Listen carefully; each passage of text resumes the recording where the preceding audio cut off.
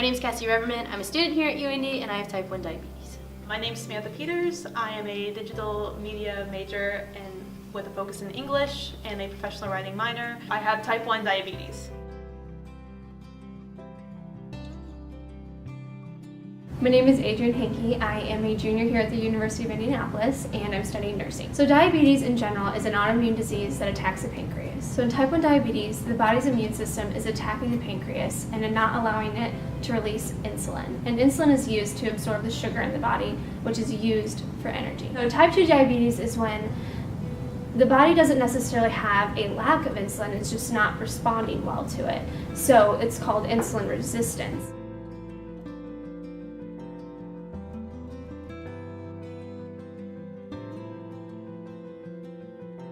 I was first diagnosed January 3rd of 2009.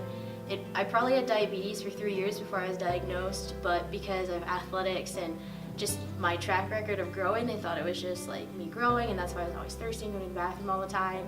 And then I had an eye appointment. They're like, oh, you have a cataract in your left eye, do you have diabetes? And I'm like, no, not that I'm aware of. And then I went to the dentist the next day, and I had a lot of sugar on my gums, and I had like gum disease and a bunch of other things. And they're like, do you have diabetes? And I'm like, maybe.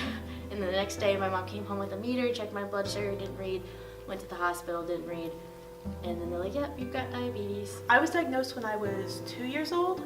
Very difficult for a toddler to tell you that something's wrong. It's a bit like having an animal that can't tell you what's wrong. My parents realized something was wrong at an aunt's wedding. Didn't want any cake, which was weird for a 2-year-old. All I wanted was water, and I kept going to the bathroom a lot. Had no idea what was wrong, only that something was wrong.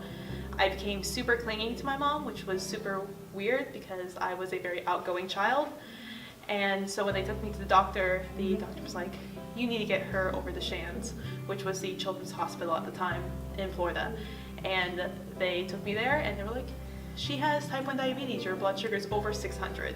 Initial feelings once I found out I was diagnosed was more relief than like being scared or just totally overwhelmed. I was just relieved because, no kidding, I was going to the bathroom like every 10-15 minutes, and my parents were the ones really freaking out, but their parents, that's what they're gonna do. I was just like, cool, I'm gonna get some shots. Later down on the road, about 6 months afterwards, it kind of hit me. I was like, oh my God, I'm diabetic, like I have to deal with all this stuff. And then 11 months after I was diagnosed, my brother was, so it was just everything coming back full circle and having to help him out and stuff. When I realized something was different, I think I really knew off the bat that something was different. I couldn't do all the, my parents tried not to let me do all the things that other kids did. Other kids would go run around outside, my parents would try and keep me inside. So I always knew that during recess where I couldn't run out as far, teachers were afraid to let me go out with the other kids out by the soccer field, so they would keep me in closer towards the classroom just in case something happened. And that all changed when I had a doctor, Dr. Deeb, who is a well-known doctor in the diabetic world. He told my mom that if the bath water is not brown by the end of the day, she's not a child. Let her do what she wants to do and she will be fine. At times I manage my diabetes kind of poorly, but I'm a college kid, it happens. But for the most part, I manage it pretty well. My A1C was 7.5 last time I went, which is the lowest it's been in like 5 years. And I have the Omnipod system, which is just a continuous system. It's tubeless. I have like this phone-like meter where I test my blood sugar and I'll tell how many carbs I eat, and then it gives it to me directly. It goes on occasions.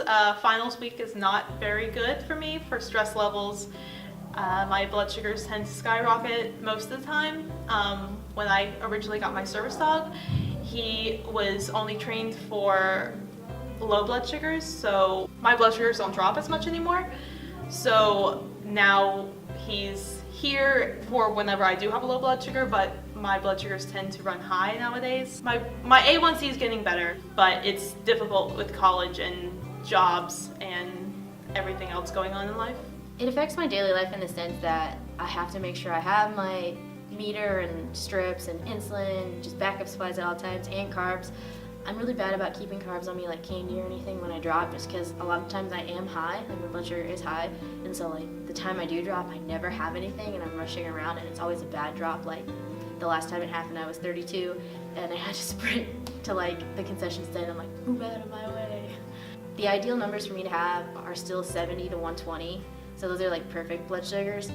My doctor, for me, since I do stay high, she likes it to be at least under 200, so I struggle during the school year a lot to do that.